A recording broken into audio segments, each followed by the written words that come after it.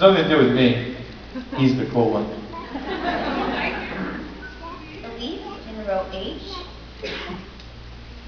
Hello, darling.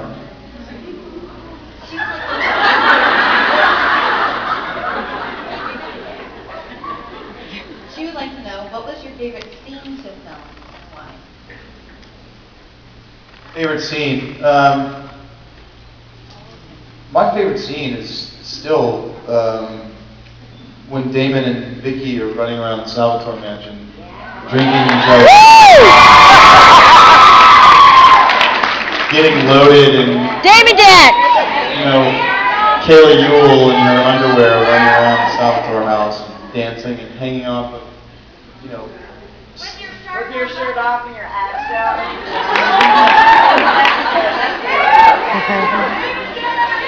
Do it! Damon Dad! No, the Damon dance is retired. It is forever burned on film. It's just called YouTube. It was just such it was a lot of fun. That was a really, really, really fun time. And then all the mythology and everything kicked in, and it just got real serious real fast. But it's the damnedest thing, man.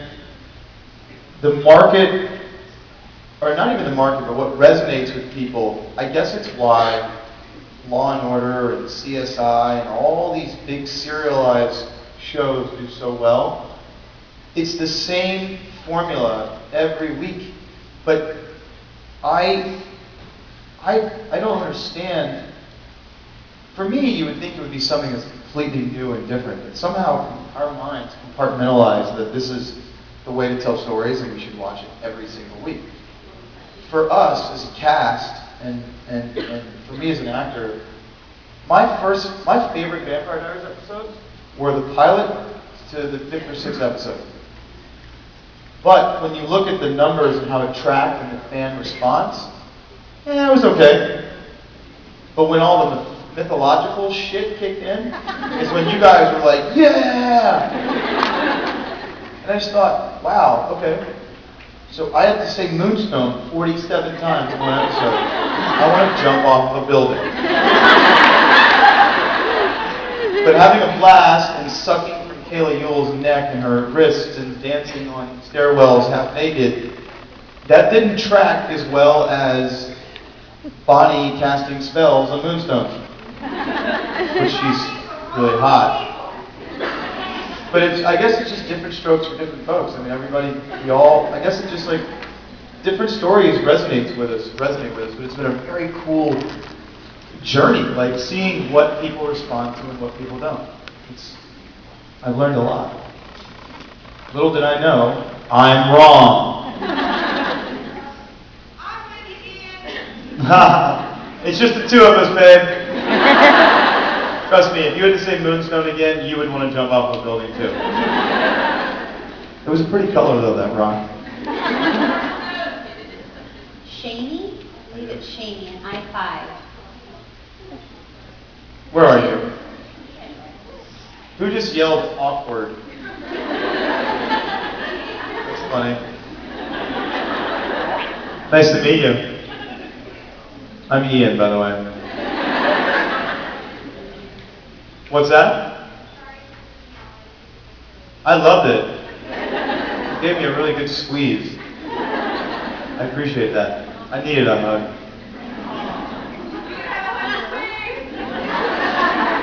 I really hope I don't have stuff in my teeth. I just like salad.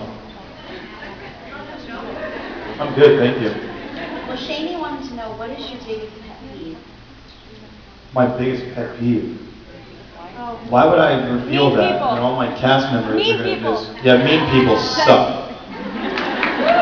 One of my biggest pet peeves is actually mean people. But here's the thing about mean people. Why you can't judge them. You kind of have to help them. Or love them, actually. Because someone was mean to them. Yeah, something happened to them that pissed them off and made them not very happy. Something literally happened to them.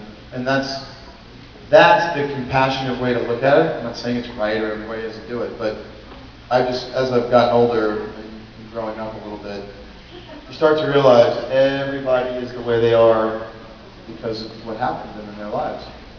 So you kind of want to be compassionate and not judge people and see maybe they had some issues with family, or there's just a million reasons why people do the things they do. I mean, look at the Middle East. Look at crime. Look at anything. Being with Damon for this many years, I've always had such an interest in the psyche of the human mind and sort of the human condition. But Damon, especially season 1, was a really crazy bastard. And he was brutal, and he was maniacal, and he was diabolic, and he was Naughty. yeah, he was naughty, but he really had some deep-rooted, really messed up shit that he was doing to people. And as an actor playing that character, you can't judge that guy. You have to appreciate where he's coming from, which is a very strange thing when this guy is like randomly killing innocent people. Yeah, I gotta get into this, man. But by not judging your character, you're not compromising your performance. You're actually adding to it. And that was a trippy thing to. And I learned that from my acting coach, this woman Ivana Chubbuck, who's my savior, who I love so much. I would say this, God, man, I really don't agree with what he's doing. She said, nope, you can't do that. You can't judge him.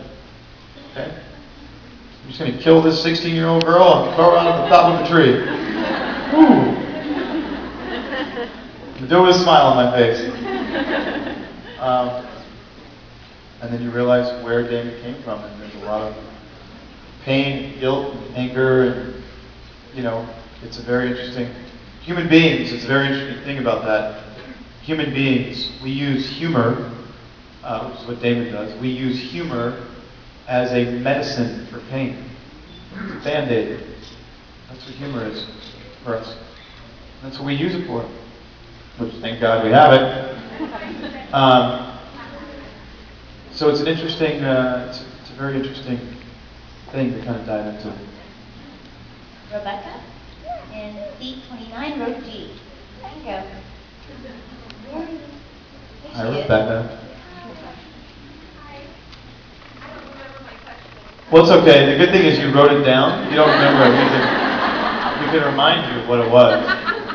And I'll do my best to skirt around the answer. So the question.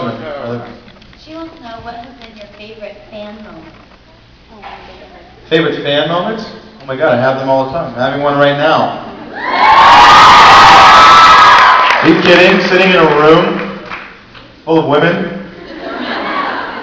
Smiles and boobs and I mean, this is what it's about, guys. You know what I mean? Things could be a lot worse. I see a gentleman back there nodding his head going, dude, just hurry up, please. Just hurry up. But, brother, you get lucky tonight. That makes one of us. I have to be at work at 6:30 in the morning and laughing.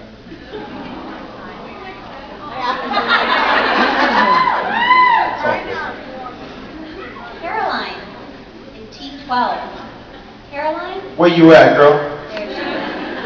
Hey, sweetheart. I'm Ian. F.Y. Izzle. Caroline says, how much time does it take to convert you into Damon with your entire makeup session? About an hour, because I'm either like completely focused on my script and going through everything and making my last final notes, or I'm fidgety and I'm moving around and oh, I forgot my tea here, and oh, let me look at my pen, my favorite pen that I need to write with right now.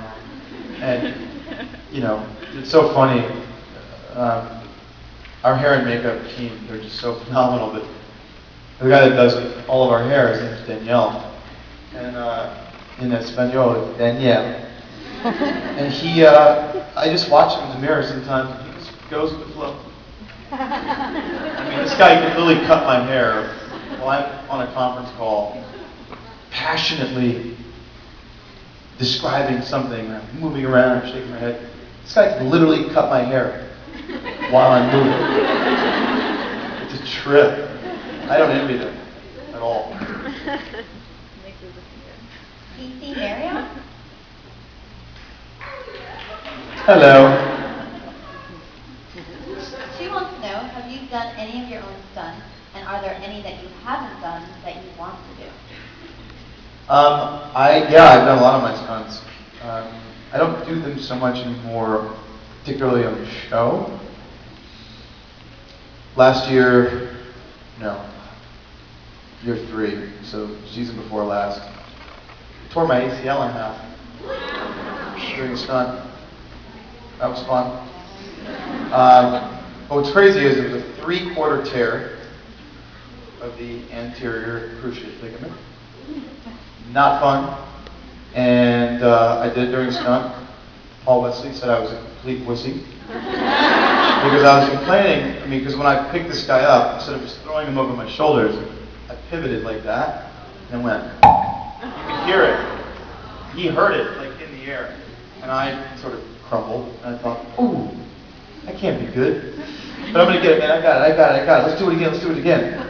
Cut to an hour later, I'm sitting in my chair with this ice everywhere, and Paul's like, hey, you're such a wimp. Cut to the next morning, I wake up, I have to fly to Los Angeles. Now, my knee is this big around. I had ice on it, it was elevated. What's funny is, both of my cats, my animals that sleep with me, usually on my head, right here on my chest, they knew something was really wrong, and I woke up and both of them were sleeping on my knee. How cute is that? Pretty damn cute. They knew something was wrong, and I flew to LA, and I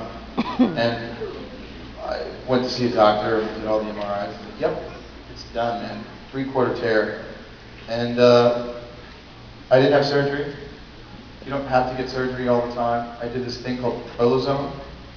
It's a 2-part prolotherapy. It's a 2-part syringe that goes all the way into the joint. The needle's like that long. It's only as thick as a human hair. And they screw in this big syringe, like all these vitamins and minerals and stuff that goes into the joint. And they unscrew that one, and they screw in this huge syringe like this, full of pure ozone. And they pump this air in your joint, thinking, oh! And they move it, and it goes. And what it's doing is it's literally like bathing this ligament in this primordial soup of healing stuff. 10 weeks later, literally 10 weeks, and on the 11th week, I was squatting 185 pounds. And then the following week, I was squatting 225 pounds. It's 4 45-pound plates on an Olympic set. And I just thought, holy shit, this is crazy. It's like, there are so many alternatives to incredible things, and I learned that with this. So stunts, yes, they're fun. They make you look really cool. But guess what? You guys don't know the difference. That's my story, and I'm sticking to it. Because while I like being the hero and getting thrown against the walls and stuff. And also, too, when you do stunts like that with Paul, he gets so into it, he's like, ah! Slips discs in my neck, and it's intense. But it's fun. Kylie, in B12. There she is. Hello, darling. B12 or D12? B12. B12 is my best friend. I have the shots like 3 times a week in my arm. She wanted to know, after the scene with you and Elena in the finale, would you say that you and Elena are together for good? Nothing in Mystic Falls lasts. Because if it did, there would be no drama. Do you have a sparkly shirt that says Hollywood, or is that Hillywood? Oh, that's awesome. That's my mom. That is your mom. I just realized that. That is amazing. Now I see where it comes from. Hi, Mom. You have an incredibly beautiful mom. Careful. Well, you should be very proud because your daughter's kicking some major ass. Yes, we should give it up for these guys. Because they really rock. You guys are just always so good to us, and you're tripped and talented and amazing. So Thank you so much. thank you so much. That means a lot. Thank you. There's a lot of amazing, talented people in this room. Next question is from Shayna. All right, Shayna. Shayna, where are you at, girl? I see you. How come we never, by the way, I'm very happy that we have a question for you, but how come we never have questions from the back of the room? Hey, no, I'm answering your question, and I love you the same, but I have a lot of friends behind you that just, is it going like sequentially, or? It's all random, by random. Wow. So it's like, I think there's a conspiracy.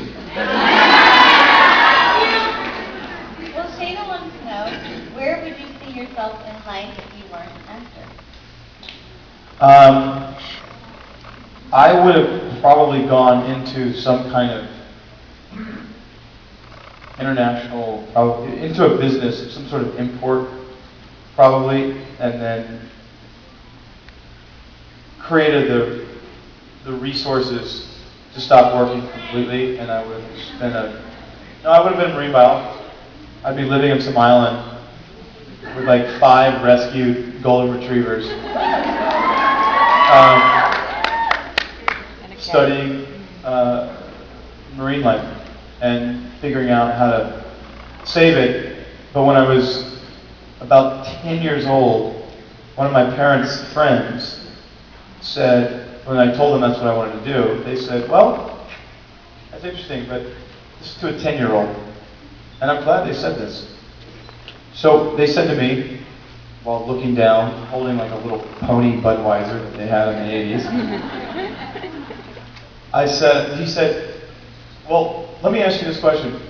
Do you want to spend your life trying to get money out of people for projects and things that no one really gives a shit about? And I thought, well, not particularly.